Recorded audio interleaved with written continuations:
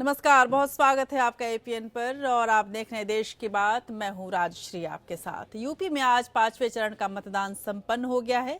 हालांकि आज मतदान 60% से भी कम रहा। अब 2 चरणों का चुनाव बाकी है और ये लड़ाई राज्य के पूर्वांचल में लड़ी जाएगी। तो जाहिर सी बात है कि अब सभी दल अपनी पूरी ताकत यहीं लगा रहे हैं, जिसे लेकर सभी बड़े नेता धुआंधार प्रचार में भी जुट गए हैं। हम आपको आज बताएंगे कि मऊ की एक रैली में पीएम मोदी ने क्यों लिया बाहुबली और कटप्पा का नाम, और ये भी बताएंगे कि अखिलेश यादव ने बिजली के मुद्दे पर कैसे पीएम मोदी को घेरा है और बिजली का मुद्दा क्या वाकई पूर्वांचल में एक सियासी मुद्दा बनेगा, ये आपको हम दिखाएंगे।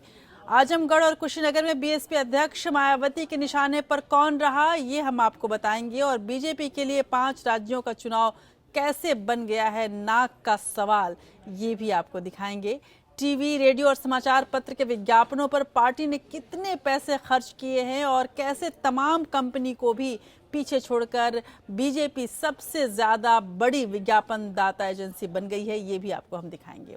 बताएंगे ये कैसे करगिल शहीद की जाबाज बेटी ने अखिल भारतीय विद्यार्थी परिषद की दबंगी के खिलाफ मोर्चा खोला है और उसके खिलाफ और कौन लोग हैं जिन्होंने मोर्चा खोल दिया है और उस लड़की के खिलाफ क्यों बार बार टिप्पणी की जा रही है और क्या वजह रही है कि वित्त मंत्री हो या गृह मंत्री हो या राज्य गृह मंत्री हो, इस लड़की के हर बयान पर नजर बनाए हुए हैं और प्रति बयान भी दे रहे हैं।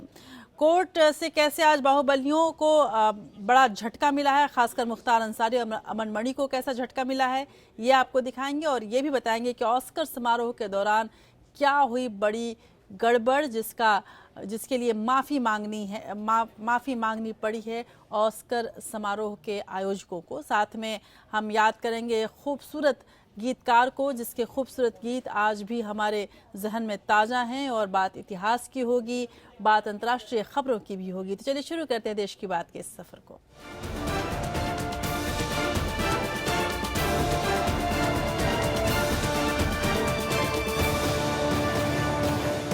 मऊ के सहरोज गांव के पास भुजौटी ऑफिसर्स कॉलोनी के सामने मैदान में होने वाली पीएम मोदी की रैली के लिए 27 बीघा खड़ी फसल काटी गई। हालांकि बीजेपी का कहना है कि सभी किसानों को मुआवजा इसके लिए दे दिया गया था। यूपी चुनाव को लेकर पीएम मोदी अब तक 15 रैलियां कर चुके हैं। माना जा रहा है कि चुनाव खत्म होने तक मोदी 24 रैली कर सकते हैं, क्योंकि पूर्वांचल की लड़ाई प्रधानमंत्री मोदी के लिए भी बेहद अहम है।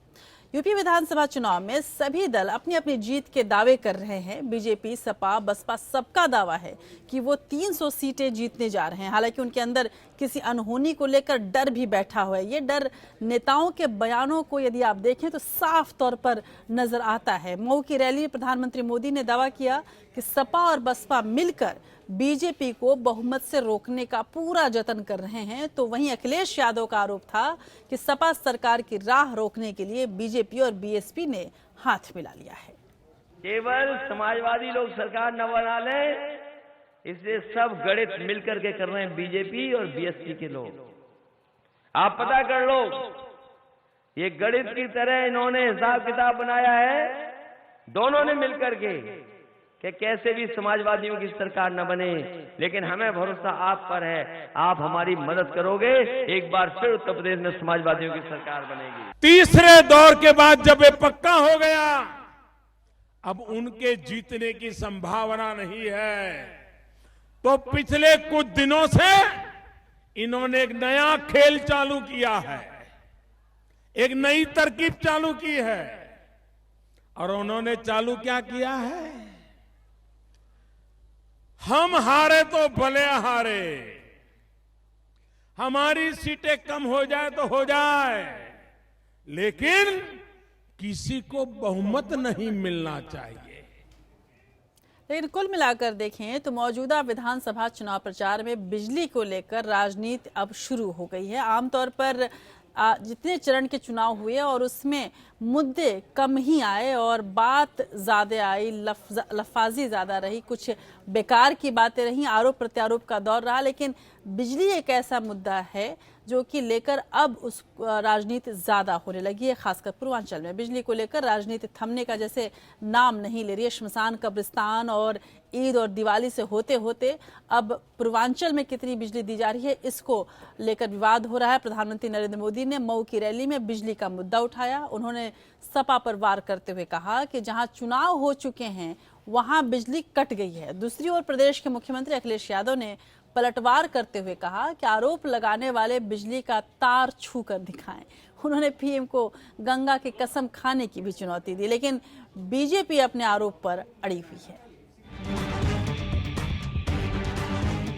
यूपी में बिजली के तारों में भले ही करंट ना हो, लेकिन राजनीति में 11,000 वोल्ट का करंट दौड़ रहा है।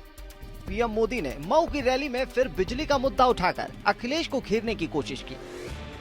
भारत सरकार उत्तर प्रदेश को बिजली देने के लिए दरवाजे खटखटा रही थी कि आप बिजली लीजिए, बिजली लेते नहीं थे। सस्ते में बिजली भारत सरकार देती थी तो भी नहीं लेते थे। लेकिन अखिलेश यादव मानने को तैयार नहीं है। उन्होंने चुनौती दी कि बीजेपी के नेता बिजली का तार छू कर दिखाएं। वैसे पुराने आपने किस्से कहानी पढ़े होंगे कि बाबा लोग अपने हाथ पे आग रख करके जो चाहते थे सो करके दिखा देते थे। हम इन बाबा से कहते कि वो परीक्षा देने की जरूरत नहीं है। जो आपने बिजली पे सवाल उठाया है, हम तो कहते हैं गोरखपुर में जहां तुम्हें बिजली के तार दिखाई दें, जरा छू करके देख लो करंट आता है कि नहीं आता है। दरअसल बिजली के मुद्दे से बीजेपी यूपी की जनता के दिमाग का बल्ब जलाने की कोशिश कर रही है। केंद्रीय ऊर्जा मंत्री पीयूष गोयल ने फिर दोहराया कि सांप्रदायिक आधार पर बिजली बांटने का आरोप की जांच के लिए केंद्र से एक टीम भेजी गई थी और आरोप को सही पाया गया। अखिलेश यादव पर हमले का जवाब उनके अर्धांगिनी डिंपल यादव ने जौनपुर की रैली में दिया। उनके मन की बात में थी भेदभाव की बात, जाति धर्म की बात, दिवाली रमजान की बात और शमशान और कब्रिस्तान की बात। मैं आप लोगों से पूछना चाहती हूँ, बीजेपी की रणनीति जनता की कमजोर नब्ज थामने की है। इसीलिए पीएम ने बहराइच की रैली में बिजली के बहाने हिंदू ध्रुवीकरण का बयान देकर अखिलेश को 440 वोल्ट का करंट छुआ दिया था। हर कोई शिकायत कर रहा है। भाइयों बहनों, ये भेदभाव नहीं चल सकता है। जिसका भी हक है, किसी भी माता की कोख से पैदा हुआ है, हर किसी को उसके हक का मिलना चाहिए। ये सबका साथ सबका विकास होता है और भारतीय जनता पार्टी उस पर चलती है। भाइयों बहनों, गांव में अगर कब्रिस्तान बनता है तो गांव में स्मशान भी बनना चाहिए। अगर रमजान में बिजली मिलती है तो दिवाली में भी बिजली मिलनी चाहिए। मामले की गंभीरता को समझते हुए अखिलेश सफाई देने में जुट गए हैं, लेकिन वोटरों पर बिजली के होने और ना होने का क्या असर पड़ रहा है, ये तो 11 मार्च को पता चलेगा। Bureau report, APN। और इस बीच अपनी पार्टी के प्रत्याशियों के समर्थन में सोमवार को यूपी के सीएम अखिलेश यादव और कांग्रेस उपाध्यक्ष राहुल गांधी ने गोरखपुर में रैली की। इस रैली में उन्होंने बीजेपी और बीएसपी पर जोरदार हमला बोला, यानी कि प्रधानमंत्री मोदी के बाद यदि कोई और निशाने पर है सपा और कांग्रेस के तो वो हैं मायावती। विकास की बातें कर रही हैं, उनके पत्थर देख लेना, हाथी देख लेना और उनकी खुद की मूर्ति देख लेना। और जिसने अपनी जिंदा में मूर्ति लगा दी हो, नाक कान मुंह पत्थर के कर लिए हों, और उनसे क्या उम्मीद करोगे विकास की। इसलिए कहने को तो हमारी वो बुआ हैं, लेकिन सावधान रहना उनसे। वो बीजेपी से कई बार रक्षाबंधन मना चुकी हैं, इसलिए सावधान रहना उनसे। मोदी जी ने पिछले 2.5 साल में उत्तर प्रदेश के युवा का टाइम जाया किया है। 56 इंच की छाती की बात करते हैं, शब्द तो खोखले हैं। 2 करोड़ युवाओं को नरेंद्र मोदी रोजगार देगा। पता नहीं कौन से देश की बात कर रहे थे। आप खोखले हो, और जब आपको पता लगता है कि बात नहीं बन रही है, जब आपको पता लगता है कि चुनाव हाथ से जा रहा है, तो फिर आप नफरत फैलाना शुरू कर देते हो। आमतौर पर यूपी के दो लड़के जब चले तो ऐसा लग रहा था कि राजनीति का जो रंग है वो थोड़ा सा बदलेगा और युवा रंग में ढलेगा, जहां पर आरोप प्रत्यारोप नहीं होंगे, शब्दों का गलत प्रयोग नहीं होगा और ना ही सनसनी फैलाने की कोई कोशिश की जाएगी। लेकिन अखिलेश यादव आज वापस अपने पुराने उसी तर्ज पर दिखे जिसकी आलोचना पहले भी की जा चुकी है। उन्होंने मायावती को आज फिर से बुआ कहा और कल भी उन्होंने कहा था कि बुआ को यदि डर लगता है तो 1090 पर वो फोन करें। यूपी के चुनाव प्रचार में न चाहते हुए भी अखिलेश यादव और बसपा प्रमुख मायावती के बीच एक रिश्ता सा बन गया है, ऐसा तो लगता ही है, चाहे वो आरोप प्रत्यारोप के लिए ही हो या फिर एक दूसरे की आलोचना के लिए ही हो, लेकिन बुआ और बबुआ का एक रिश्ता जरूर शुरू हो गया। अखिलेश यादव ने सबसे पहले मायावती को बुआ कहना शुरू किया था, जवाब में मायावती ने उन्हें बबुआ कहना शुरू कर दिया। अखिलेश और मायावती के बीच जुबानी जंग दिनों दिन अब तीखी होती जा रही है। अब इस जंग में पीएम मोदी भी कूद गए हैं। बुआ का भतीजा अब बबुआ नहीं रहा, वो बुआ के पैरों के नीचे से जमीन खींचने की फिराक में है। बबुआ जहां भी जा रहे हैं बुआ को वोट देने के नुकसान वोटरों को गिना रहे हैं। इन साथियों से कह रहा हूं कि हमारी बुआ से सावधान रहना। ये बीजेपी से कब रक्षाबंधन मनाने कोई नहीं जानता। बुआ ये जानती है कि बबुआ बुआ बोल बोल कर दुश्मन का काम कर रहा है, इसलिए वो हर जगह याद दिलाना नहीं भूलती कि बबुआ ने अपने चाचा और पिता के साथ क्या सुलूक किया है। वो कहती है कि सपा को तो सपा के ही लोग हराने में तुले हुए हैं और इसलिए मुसलमानों को अपना वोट बर्बाद न करने की हिदायत दे रही है। बबुआ के भी सुनामी वाले ही काफी बुरे दिन आने वाले हैं और अब खासकर इस सपा के बबुआ को तो यहाँ सपा की भाभी भी नहीं बचा पाएगी। मायावती कानून व्यवस्था को लेकर भी सपा पर हमला करना नहीं भूलती। उन्हें डिंपल यादव की रैली में सपा कार्यकर्ताओं की अनुशासनहीनता से भी एक मुद्दा मिल गया है। इस मौके पर डिंपल ने कहा था, डर लगता है। बस फिर क्या था, बसपा ने तो बकायदा पोस्टर छापकर प्रचार शुरू कर दिया है। इस पर नाराज अखिलेश ने मायावती को डर लगने पर 1090 पर कॉल करने की सलाह दे डाली है। अजब भाभी ने अपने छोटे भाइयों से ये कह दिया हो कि हम भैया को बता देंगे इसमें क्या खराबी है। किसको तकलीफ है? हमारी बुआ को तकलीफ है। उनसे कहिए 1090 मिलाइए, अगर मदद ना मिले तो बताएं हमें। हालत ये है कि बुआ और बबुआ पूरी महफिल न लूट ले, इसलिए पीएम मोदी भी एक गोद लिए हुए बेटे की तरह बीच में कूद पड़े हैं। उनका तो बिगड़ा है, समाजवादियों की नाव डूब चुकी है, बसपा का कोई मेल ही नहीं बैठ रहा है। भतीजा भी कैसे बच्चों उसका रास्ता खोज रहा है। बुआ भी परेशान है कि भतीजे ने क्या करके रख दिया। न भतीजे का मेल बैठ रहा है, न बुआ जी का मेल बैठ रहा है। अगर मेल बैठ रहा है तो उत्तर प्रदेश के गरीब लोगों का बैठा है। लेकिन यूपी के लड़के और यूपी की बेटी आपसी लड़ाई भूलकर इस गोद लिए बेटे पर हमला बोलने का कोई मौका नहीं छोड़ते। कुछ भी हो, जनता जानती है कि उसकी गरीबी, बेरोजगारी, दुख दर्द और लाचारी को दूर करने की बात न सगा न सौतेला कोई नहीं कर रहा है। अगर कर भी रहा है तो वोट देने की शर्त पर, और शर्तों पर प्यार करने वालों को वो 11 मार्च को जवाब देने की पूरी तैयारी कर रही है। योगेश सोमकुंवर, APN। तो जब इस तरह के हमले होंगे तो जाहिर सी बात है कि बसपा सुप्रीमो मायावती कहाँ पीछे रहने वाली हैं। इस मायावती बीएसपी प्रमुख ने पूर्वी यूपी के देवरिया और आजमगढ़ में चुनावी रैलियों को आज संबोधित उन्होंने किया और इस दौरान उन्होंने निशाने पर केंद्र की मोदी सरकार और यूपी की अखिलेश सरकार को रखा। मायावती ने दोनों पर जनता की उम्मीदों पर खरा नहीं उतरने का आरोप लगाया। मायावती ने कहा कि सिर्फ बीएसपी की सरकार ही यूपी को विकास की राह दिखा सकती है।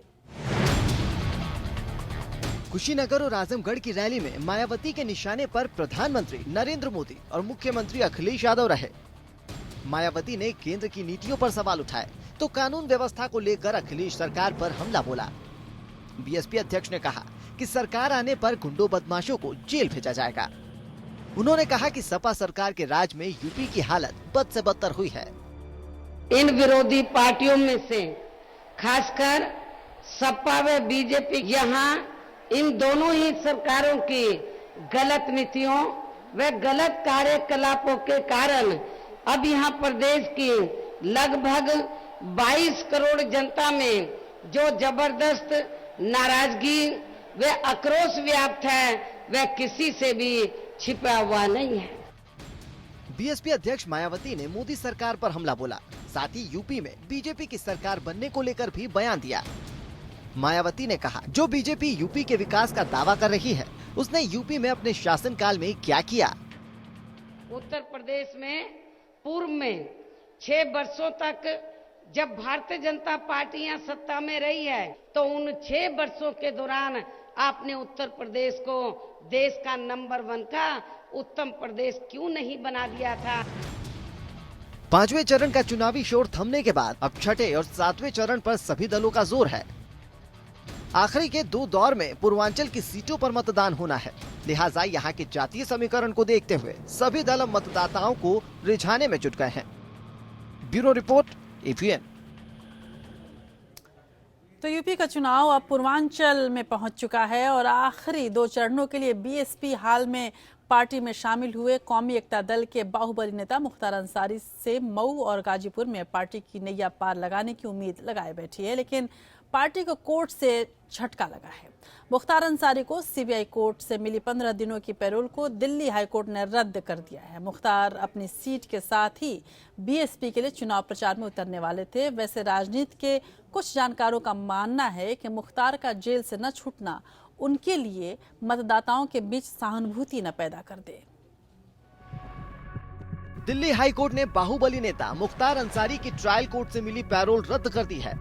हाईकोर्ट के इस फैसले के असर को उत्तर प्रदेश की आखिरी 2 दौर की चुनावी तस्वीर से जोड़कर देखा जा रहा है, जहां पूर्वांचल की 89 सीटों पर 4 और 8 मार्च को मतदान होने हैं। मुख्तार की पैरोल चुनाव आयोग की याचिका पर रद्द हुई। आयोग ने कोर्ट में दलील रखी कि मुख्तार के बाहर आने से कानून व्यवस्था पर बुरा असर पड़ सकता है। आयोग का ये भी कहना था कि बीजेपी विधायक कृष्णानंद राय हत्याकांड में आरोपी अंसारी को पैरोल मिलने पर गवाहों को प्रभावित कर सकते हैं और वो समाज के लिए गंभीर खतरा है। आयोग की बात मानते हुए हाईकोर्ट ने मुख्तार की पैरोल रद्द कर दी है। इसके बाद एक बार फिर उन्हें जेल में रहकर ही चुनाव लड़ना होगा। मुख्तार अंसारी मऊ सदर से विधानसभा उम्मीदवार तो हैं ही, मायावती को पूर्वांचल में उनके चेहरे से मुस्लिम वोटों की भी बड़ी आस है। बीएसपी सुप्रीमो अपनी पार्टी में शामिल करते वक्त अपने लिए मुख्तार की अहमियत बता गई थी। इनके विरोधियों ने जबरन इन पर अनेकों आपराधिक मामले दर्ज करा के इनकी राजनीति में व समाज में तथा आम जनता में भी इमेज को खराब करने की पूरी कोशिश की है।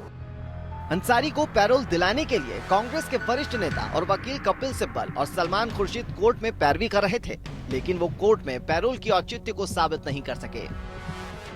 बीएसपी ने अंसारी परिवार के 3 सदस्यों को विधानसभा टिकट दे रखा है। मुख्तार को उनकी मनपसंद सीट मऊ सदर तो भाई सिकबतुल्ला अंसारी को मोहम्मदाबाद से टिकट मिला था। अंसारी पर कई आपराधिक मामले दर्ज हैं, जिसके चलते वे लंबे समय से जेल में बंद है। पूर्वांचल के चुनावों में जनता के मुद्दे गुम नजर आ रहे हैं। उनकी जगह माफिया और मनी पावर पर जोर दिख रहा है। तमाम चुनावी फॉर्मूलों को आजमाने के साथ बीजेपी ने यहाँ मोदी के चेहरे पर पूरा दांव लगा रखा है, जबकि बीएसपी अपने परंपरागत दलित वोटों के अलावा मुस्लिम वोटरों में भी उम्मीद दिखा रही है। पूर्वांचल के चुनाव में माफिया, मनी, मोदी और मुस्लिम यानी कि 4M फैक्टर का बोलबाला दिख रहा है। अदालती फैसले के बाद प्रचार से मुख्तार अंसारी दूर रहेंगे। ऐसे में सवाल है कि 4M फैक्टर के बीच चुनावों में बीएसपी अभी कहां खड़ी है। सचिन भाटिया, एपीएन, नोएडा। तो वैसे बात जब पूर्वांचल की हो रही है तो मुख्तार अंसारी के अलावा कुछ और ऐसे बाहुबली हैं जो इन चुनाव में अपनी किस्मत आजमा रहे हैं। कई सीटों पर तो माफियाओं की आपस में ही टक्कर है और ये तस्वीरें देखकर बार बार दिल यही चाहता है कि जाने कब भारतीय राजनीति में ऐसी तस्वीरें नहीं देखने को मिलेंगी कि बाहुबली कोई भी चुनाव न लड़े। लेकिन सियासी दलों की मजबूरी कुछ ऐसी है कि वो बार बार बाहुबलियों पर भरोसा करते हैं। शुक्र है कि अदालत ने अपनी आंखें खोल रखी हैं और मुख्तार अंसारी जैसे बाहुबलियों को इस रास्ते पर आने से रोक रही है। पूर्वांचल के चुनाव प्रचार में सभी पार्टियों के दिग्गज नेता आपस में 2-2 हाथ तो कर ही रहे हैं। यहाँ के चुनावी रण में कई बाहुबलियों के दमखम का भी इम्तिहान हो रहा है। चंदौली का सैयद राजा विधानसभा क्षेत्र बाहुबलियों के आमने सामने होने से खास बन गया है। बनारस की जेल में बंद बाहुबली ब्रजेश सिंह भले ही इस सीट से चुनावी मैदान में नहीं है, लेकिन उनका भतीजा सुशील सिंह यहाँ से बीजेपी उम्मीदवार है। सुशील के मुताबिक यहाँ के बाहुबली श्याम नारायण सिंह उर्फ विनीत सिंह खड़े हैं, जो फिलहाल झारखंड की जेल में बंद है। विनीत और ब्रजेश सिंह के बीच यहाँ हमेशा मुकाबला होता रहा है। सैयद राजा सीट पर सुशील के प्रचार की कमान ब्रजेश की पत्नी किरण सिंह ने संभाल रखी है। पूर्वांचल के माफिया मुन्ना बजरंगी की पत्नी सीमा सिंह भी जौनपुर की मडियाहू सीट से चुनाव लड़ रही हैं। 2012 के चुनाव में सीमा अपना दल के टिकट पर चुनाव लड़कर हार चुकी हैं। इस बार निषाद पार्टी और कृष्णा पटेल के अपने दल से उन्हें टिकट मिला है। सीमा के पति मुन्ना बजरंगी को मुख्तार अंसारी का करीबी भी माना जाता है। सपा ने यहाँ से श्रद्धा यादव को टिकट दिया है। बीएसपी ने भोलेनाथ शुक्ला को उम्मीदवार बनाया है। इनके अलावा बाहुबली विजय मिश्र और धनंजय सिंह को भी निषाद पार्टी से टिकट मिला है। विजय मिश्र ज्ञानपुर से और धनंजय सिंह मल्हनी सीट से चुनावी मैदान में है। 2012 के चुनाव में रिकॉर्ड मतों से जीत चुके करोड़पति उम्मीदवार विजय मिश्र पर लगभग 26 मुकदमे भी दर्ज हैं। मल्हनी से धनंजय सिंह के मुकाबले सपा ने भी बाहुबली पारसनाथ यादव को टिकट दिया है, जबकि बीजेपी से सतीश कुमार सिंह और बीएसपी से विवेक यादव चुनावी मैदान में हैं। Bureau report, APN. आज यूपी विधानसभा चुनाव के लिए 5वें चरण का मतदान संपन्न हो गया। 5वें चरण में करीब 58% मतदान हुआ और जिन क्षेत्रों में वोट डाले गए उनमें अयोध्या और अमेठी सबसे प्रमुख हैं। नेपाल से लगे तराई क्षेत्र, अवध और पूर्वी उत्तर प्रदेश के 11 जिलों की 51 सीटों पर मतदान के साथ यूपी विधानसभा चुनाव का 5वां चरण पूरा हो गया। ये चरण सपा कांग्रेस गठबंधन, बीजेपी और बीएसपी तीनों के लिए बेहद अहम है। बीजेपी और बीएसपी को सत्ता तक पहुंचाने के लिए और सपा को अपनी सत्ता बचाने के लिए इस चरण में अच्छा प्रदर्शन करना होगा। मुख्यमंत्री अखिलेश यादव के लिए 5वां चरण करो या मरो जैसा है, क्योंकि जिन 51 सीटों पर मतदान हुआ है, साल 2012 के विधानसभा चुनाव में उनमें से 37 सीटें सपा ने जीती थी। इस दौर में सबसे महत्वपूर्ण सीटों में अयोध्या विधानसभा की सीट शामिल है, जिसे लेकर अक्सर सियासत होती रहती है। इस बार भी मंदिर को लेकर राजनीति जारी रही। मंदिर है, मंदिर की ही बात करो। अयोध्या में रहना है तो मंदिर कहना है। विकास और मंदिर दोनों चाहिए।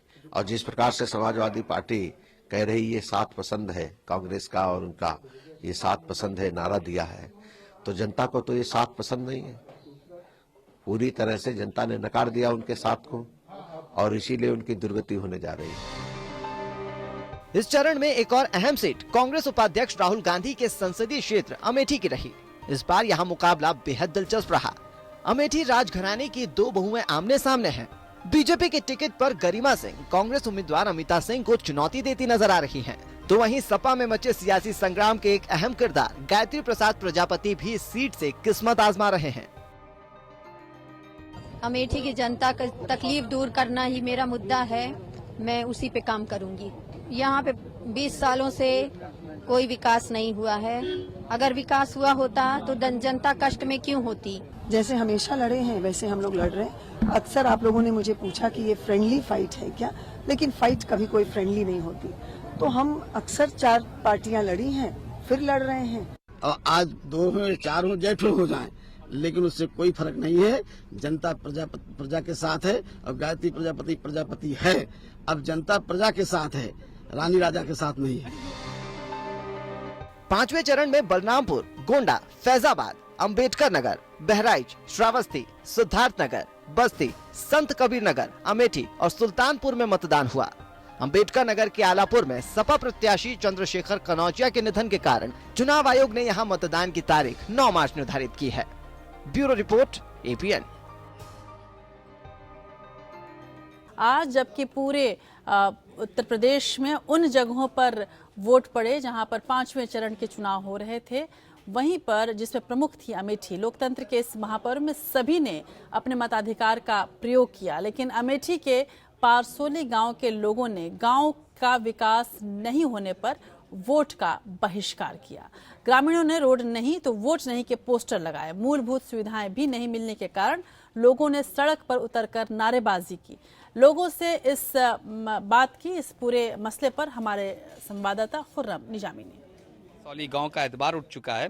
650 तकरीबन वोट है यहाँ पर और एक भी वोट नहीं पड़ा है और ना वोट डालने की इन्होंने कसम खाई है यहाँ के जितने ग्रामीण क्षेत्र के लोग हैं।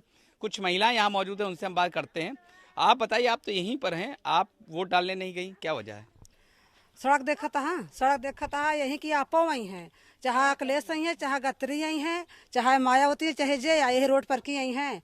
और रोड कैसे हम सब चंदा लगा तो ठाई गिट्टी डाल कितना आदमी गिर गए हैं, चंदा लगा गिट्टी पर ही, ना नाली है ना सड़क है, तो कहीं वोट कैसे हम सब डाई। तकलीफ क्या है आप लोग को इनका विकास से? और आप बताइए। रोड का है तकलीफ, या कॉलोनी का है, या पानी का है सुविधा, बिजली की कोई चीज का सुविधा नहीं है इसी गांव में।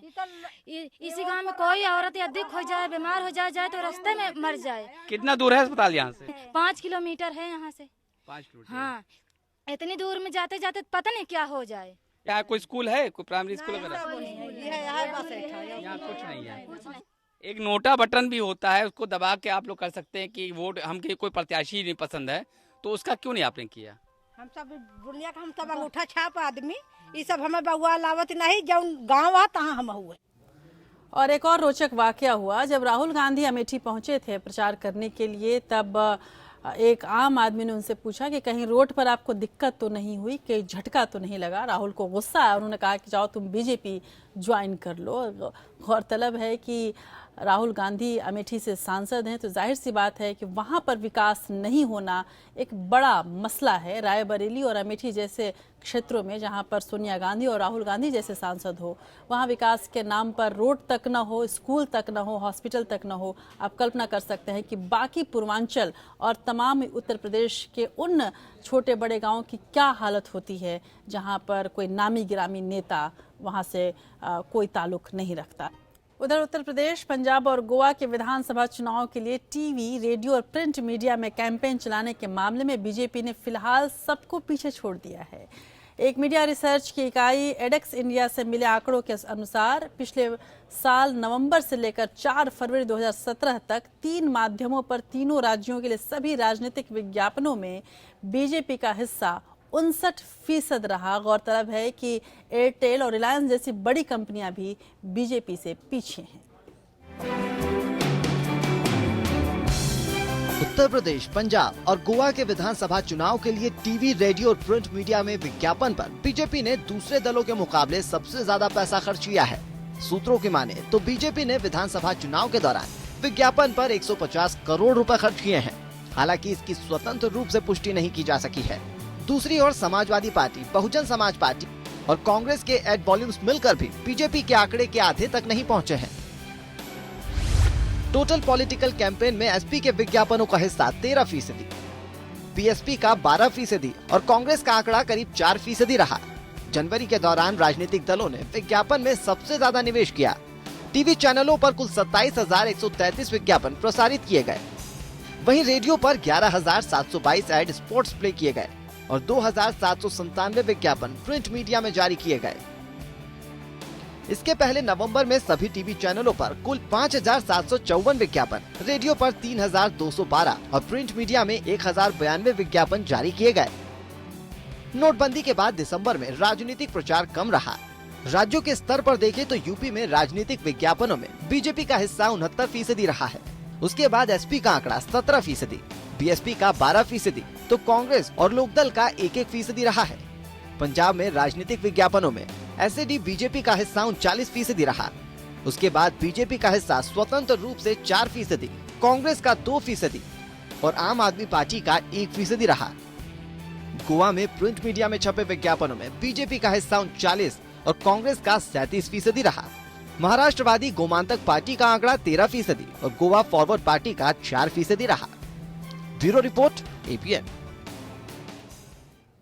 इस बीच कांग्रेस ने चुनाव आयोग से पीएम मोदी के खिलाफ शिकायत दर्ज की है। पार्टी का कहना है कि पीएम मोदी ने उत्तराखंड के हरिद्वार में 10 फरवरी को रैली कर कोड ऑफ कंडक्ट का उल्लंघन किया है। कांग्रेस नेता हरीश रावत, उत्तराखंड के कांग्रेस प्रभारी अंबिका सोनी सहित दूसरे कांग्रेस नेताओं के हस्ताक्षर से चुनाव आयोग को सौंपे गए इस पत्र में कहा गया है कि बिना चुनाव आयोग की अनुमति के ये रैली की गई, जिसके खिलाफ आयोग ने स्थानीय बीजेपी यूनिट के खिलाफ एफआईआर दर्ज की है। लेकिन ये एफआईआर नरेंद्र मोदी के खिलाफ दर्ज होनी चाहिए थी। हम आपको वो पत्र दिखा रहे हैं जिसमें कांग्रेस के बड़े नेताओं ने चुनाव आयोग में शिकायत की है प्रधानमंत्री मोदी के खिलाफ।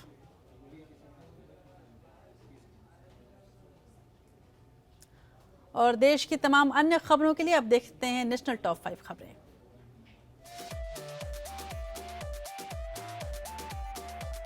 बिहार में 2017-18 का बजट पेश हो गया। बिहार के वित्त मंत्री अब्दुल बारी सिद्दीकी ने महागठबंधन सरकार का दूसरा बजट पेश किया। वित्त मंत्री ने कहा कि इस बजट में महिलाओं और अल्पसंख्यकों के कौशल विकास पर खासा ध्यान दिया गया है। वित्त मंत्री अब्दुल बारी सिद्दीकी ने कुल 1.66 लाख करोड़ रुपए का बजट पेश किया। वित्त मंत्री अब्दुल बारी सिद्दीकी का भाषण सिर्फ 22 मिनट में खत्म हो गया। अब्दुल बारी सिद्दीकी ने विधानसभा में इस वर्ष का बजट पेश करते हुए कहा कि नोटबंदी का बिहार पर कोई असर नहीं पड़ने देंगे। 3 दिनों की छुट्टी के बाद आज खुले बैंक मंगलवार को फिर बंद होंगे। शुक्रवार को शिवरात्रि, शनिवार को 4th सैटरडे और रविवार को साप्ताहिक अवकाश के बाद बैंक लगातार 3 दिन बंद रहे। मंगलवार को फिर से बैंक बंद रहेंगे। इस दिन United forum of bank union के आह्वान पर बैंक कर्मचारी राष्ट्रव्यापी हड़ताल पर रहेंगे। बताया जा रहा है कि यह हड़ताल सरकार के जन विरोधी बैंक सुधारों के खिलाफ और नोटबंदी के बाद कर्मचारियों की तरफ से किए गए अतिरिक्त कार्य के मुआवजे की मांग को लेकर बुलाई गई है। आर्मी परीक्षा पेपर लीक होने के मामले में अब तक 21 संदिग्धों को पुणे, नागपुर और पणजी से गिरफ्तार किया गया है। गिरफ्तार किए गए आरोपियों में रिटायर्ड सेना अधिकारी और सीनियर अर्धसैनिक बल के अधिकारी भी शामिल हैं। पुलिस ने रविवार की सुबह गोवा के अंजुना गांव के एक बार से 3 लोगों को गिरफ्तार किया गया है। भारतीय रेल से सफर करने वालों को अब रेलवे स्टेशनों पर पेप्सी और कोक नहीं मिलेगी। वेस्टर्न रेलवे ने स्टेशन पर कोला बेचने पर पाबंदी लगा दी है। वेस्टर्न रेलवे के अधिकार क्षेत्र पर 300 स्टेशन आते हैं। इस आदेश के बाद 300 स्टेशनों पर कोक और पेप्सी नहीं मिलेगी।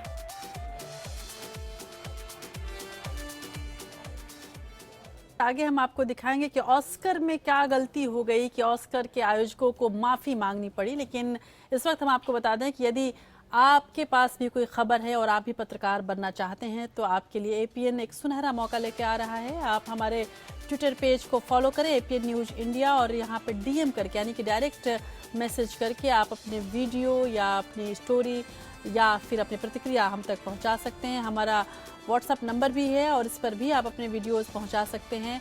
हमारा व्हाट्सएप नंबर है 9643106027 और हमारा फेसबुक पेज है एपीएन न्यूज इंडिया। यहाँ पर भी आप अपनी स्टोरी या फिर आप अपनी राय, प्रतिक्रिया हम तक भेज सकते हैं। और हमसे ईमेल के द्वारा जुड़ने के लिए हमारा ईमेल आईडी जरूर नोट कर लें, contact@apnlive.com।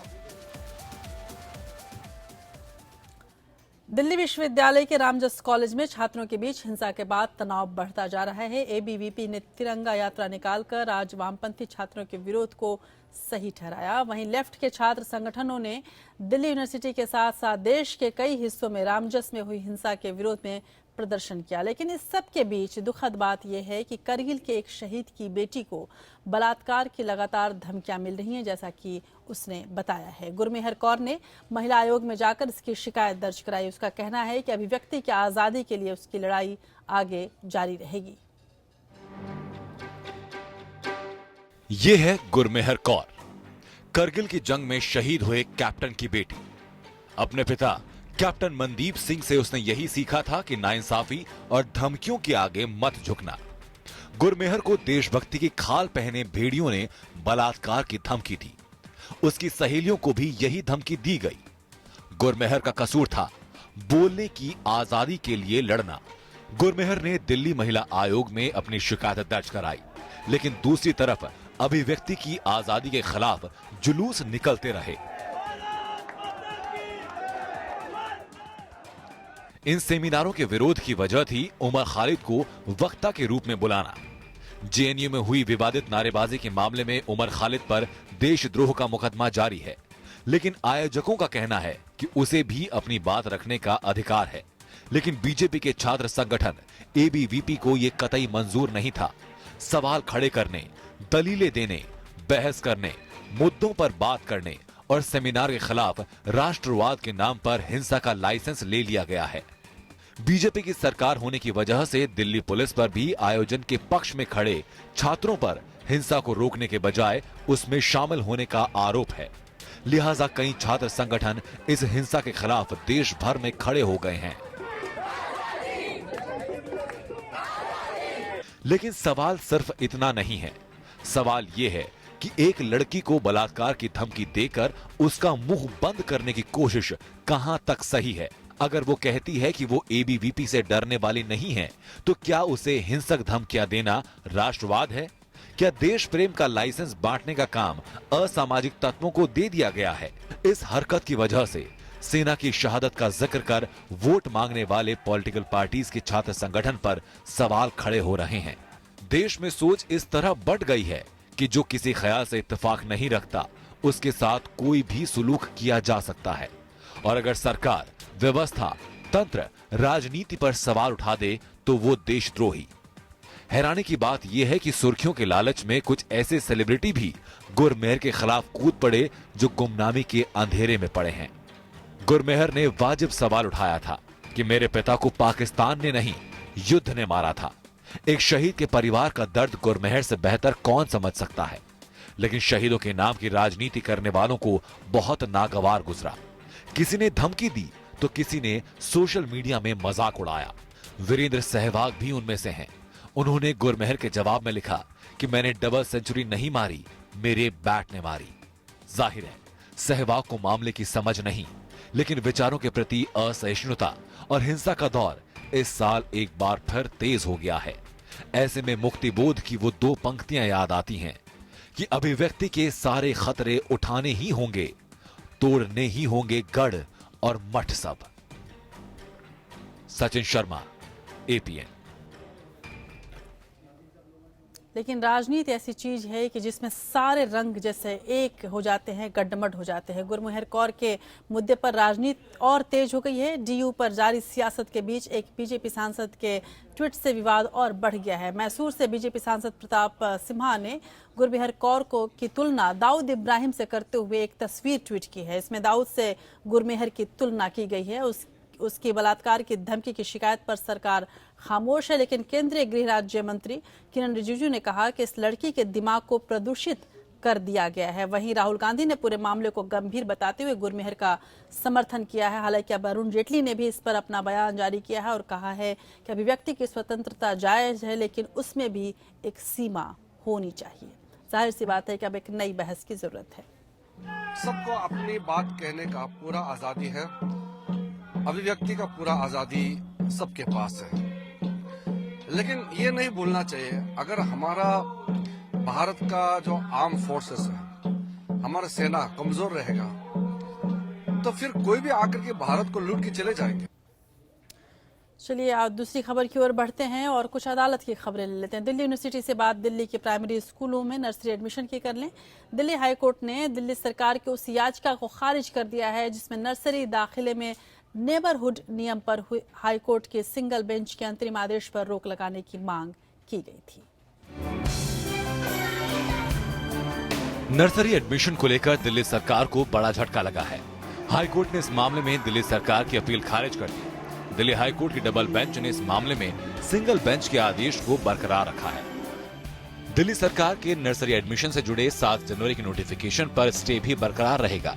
इसका मतलब ये है कि इस साल नेबरहुड क्राइटेरिया के आधार पर नर्सरी में एडमिशन नहीं होगा। हाईकोर्ट का आदेश डीडीए लैंड पर बने प्राइवेट स्कूलों के लिए बड़ी राहत है। इससे पहले गत 16 फरवरी को दिल्ली हाईकोर्ट की सिंगल बेंच ने नर्सरी पर बड़ा फैसला सुनाते हुए दिल्ली सरकार के 7 जनवरी के नोटिफिकेशन पर स्टे लगा दिया था। इसके अलावा कोर्ट ने सरकार के नेबरहुड क्राइटेरिया को भी रद्द कर दिया था। हाईकोर्ट ने कहा था कि सरकार का नोटिफिकेशन पेरेंट्स से उनकी अपनी पसंद के स्कूलों में दाखिले का अधिकार छीन रहा था, लिहाजा इसे रद्द किया जाता है। हाईकोर्ट ने कहा था कि क्वालिटी एजुकेशन के नाम पर सरकार प्राइवेट स्कूलों के साथ मनमानी नहीं कर सकती। हाईकोर्ट के इस फैसले से इस साल नर्सरी एडमिशन को लेकर रास्ता साफ हो गया है। सरकार के नोटिफिकेशन के बाद पैदा हुआ संशय खत्म हो गया है। प्राइवेट स्कूलों ने दिल्ली सरकार की नर्सरी में दाखिले के लिए एलजी के नोटिफिकेशन को हाईकोर्ट में चुनौती दी थी। नोटिफिकेशन में सरकार ने प्राइवेट स्कूल्स को कहा था कि डीडीए की जमीन पर बने स्कूल नर्सरी में दाखिला देने के लिए नेबरहुड क्राइटेरिया को लागू करेंगे। इस नोटिफिकेशन से दिल्ली के 298 निजी स्कूल प्रभावित हो रहे थे। स्कूलों की एक्शन कमेटी का कहना था कि उनके हितों को नुकसान नहीं होना चाहिए और सरकार को छात्रों के बीच कोई भेदभाव नहीं करना चाहिए। बच्चों के माता पिता के पास ये अधिकार होना चाहिए कि वो अपने बच्चे को किस स्कूल में पढ़ाएं। Bureau report, APN. उधर इलाहाबाद हाई कोर्ट ने पूर्व सपा नेता अमन मणि त्रिपाठी की पैरोल की अर्जी को रद्द कर दिया। अमन मणि ने चुनाव प्रचार के लिए पैरोल मांगा था। अमन मणि त्रिपाठी ने राहत नहीं मिलने के बाद जेल से बाहर आकर वोट डालने के लिए भी पैरोल मांगा, लेकिन अदालत ने इसे भी ठुकरा दिया। अदालत ने कहा अमन मणि को जेल से ही वोट डालना होगा। अमन मणि की जमानत अर्जी पर अब 8 मार्च को सुनवाई होगी। अमन मणि पर अपनी पत्नी की हत्या का आरोप है। नोएडा विकास प्राधिकरण के पूर्व चीफ इंजीनियर और घोटालेबाज यादव सिंह के समर्थकों और वकीलों के बीच लखनऊ की अदालत परिसर में झड़प हुई। ये वारदात तब हुई जब पुलिस यादव सिंह को 14 दिन की न्यायिक हिरासत के लिए अदालत से ले जा रही थी। जिला अदालत ने यादव सिंह को 14 दिन की न्यायिक हिरासत में भेजा है। यादव सिंह आज व्हील चेयर पर अदालत पहुंचे। जब पुलिस यादव सिंह को ले जा रही थी, उसी बीच वकील और यादव सिंह के समर्थकों में कहासुनी हो गई, जिसके बाद वकीलों ने यादव सिंह के समर्थकों की जमकर पिटाई कर दी। अदालत ने ईडी को जेल में यादव सिंह से पूछताछ की इजाजत भी दे दी।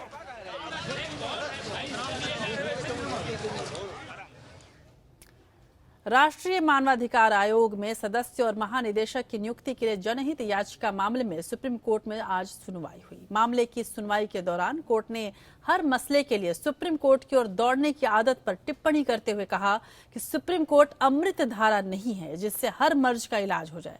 इस तरह कोर्ट के क्षेत्राधिकार का दुरुपयोग होता है। दरअसल जांच के प्रभारी महानिदेशक और सदस्य के पद 2 साल से खाली हैं। एडिशनल सॉलिसिटर जनरल ने कोर्ट को बताया कि आयोग में सदस्य की नियुक्ति की प्रक्रिया जारी है। कोर्ट ने 30 अप्रैल तक नियुक्ति का आदेश देकर याचिका को खारिज कर दिया। अदालत की कुछ और बड़ी खबरों के लिए रुख करते हैं लीगल टॉप 5 खबरों की ओर।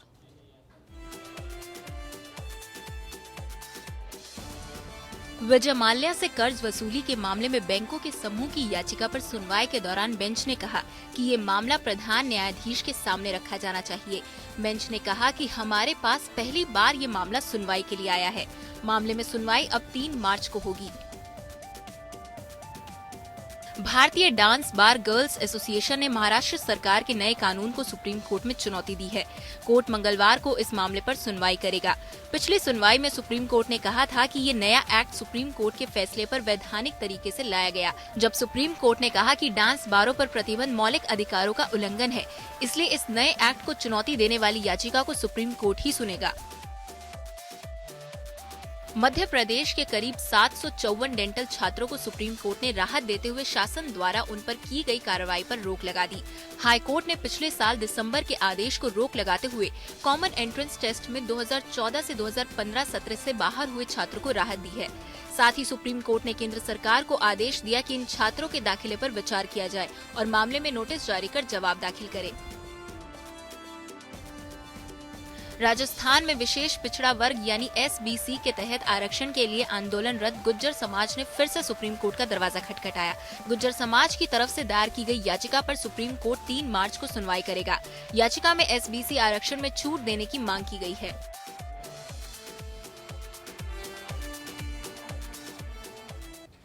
देश की बात के अब आखिरी पड़ाव में हम हैं, तो चलिए बात करते हैं आज के इतिहास की।